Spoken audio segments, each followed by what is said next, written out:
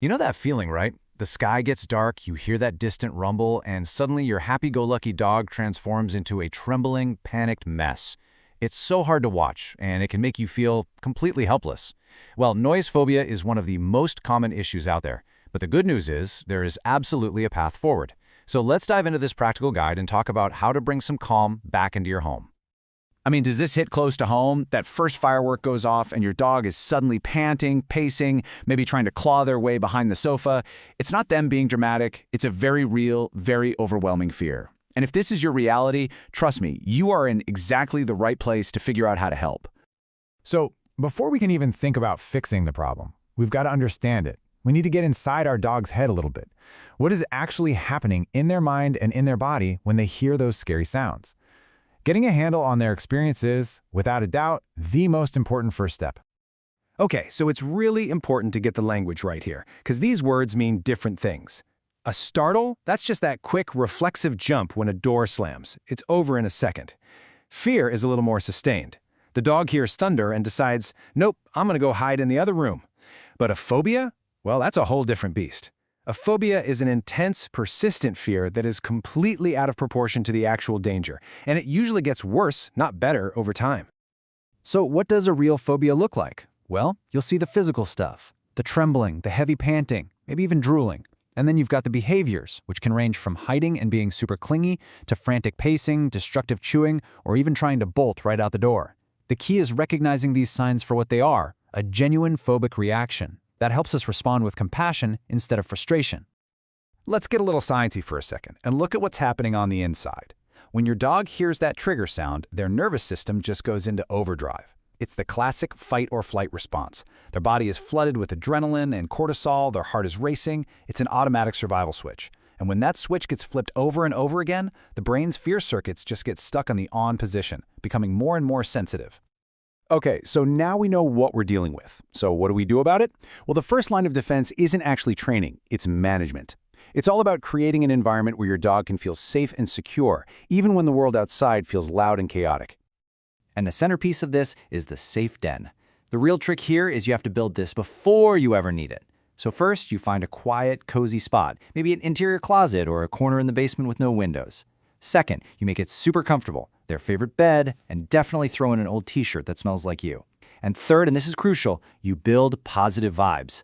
During calm times, just randomly leave a super tasty chew toy or some special treats in there. That way, it becomes their happy place, their voluntary retreat, not a punishment. And beyond the den, there are other quick things you can do to just dial down the scary stuff. Closing heavy curtains can block the flashing lights from lightning. Turning on a white noise machine or even just a box fan can work wonders to mask those sharp, sudden sounds. Just dimming the lights can lower the overall sensory input and help your dog feel a little less overwhelmed.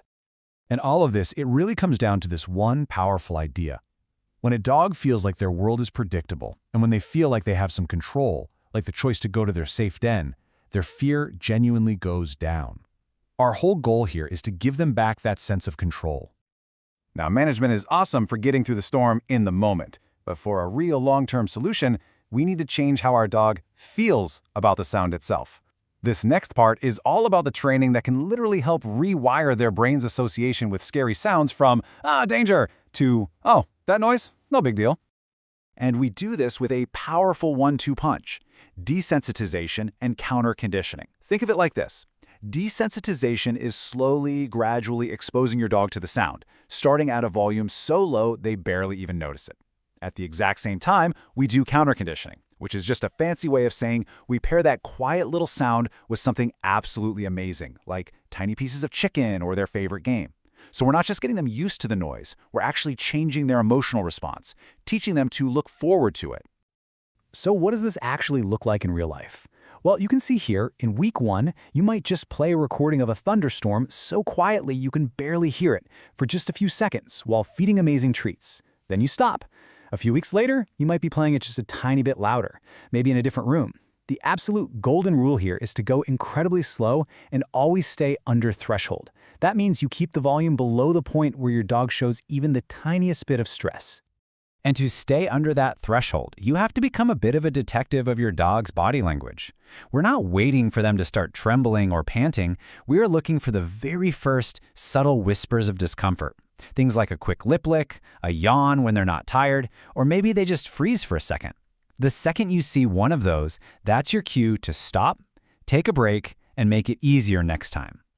You know, all this specific training works so much better if your dog is just generally a more confident and relaxed pup to begin with. This training doesn't happen in a bubble, so this section is all about building that foundation of overall emotional resilience. And you can build that confidence with some really simple, fun games. Food puzzles or sniffing games give their brain a calm, focused job to do.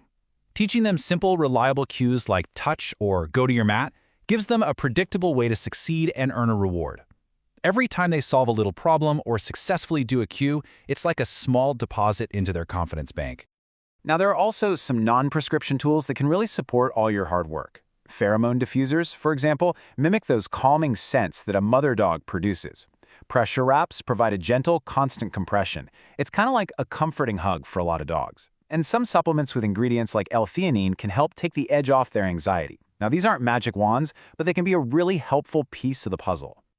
And this next point is so important to hear. For dogs with severe, debilitating phobias, prescription medication isn't a failure. It can be a humane and necessary tool. It's not about sedating your dog. It's about lowering their panic just enough so that their brain isn't completely scrambled, so they can actually be in a state where they can learn from your training. And this is always a conversation you need to have with your veterinarian. All right, we've talked about the why, the long-term training, and the support tools. So let's bring it all home. What's your actual game plan for when the sky goes dark and you hear that first rumble? Having a clear, practice routine is everything. The second a storm or fireworks start, your job is to be calm, cool, and predictable. Here's your 4-step drill. 1. Calmly guide your dog to their safe room. 2. Immediately turn on the white noise or music to start masking the outside sounds. 3. Offer them that super high-value chew or a food puzzle to give their brain a positive job to focus on. And 4, if you use things like a pressure wrap or medication, apply them as planned. This routine brings predictability to what feels like a chaotic moment for your dog. And really, that's the whole takeaway here. This can all feel like a lot, I know. But you don't have to solve everything overnight. The real question is this: what is one small, manageable step you can take today that will help your dog feel just a little bit safer tomorrow? Maybe it's just finding a good thunderstorm recording on YouTube. Maybe it's just putting that old t-shirt in their crate. Or maybe it's just spending 30 seconds practicing a fun trick. Every single small step builds on the last and helps you move forward together.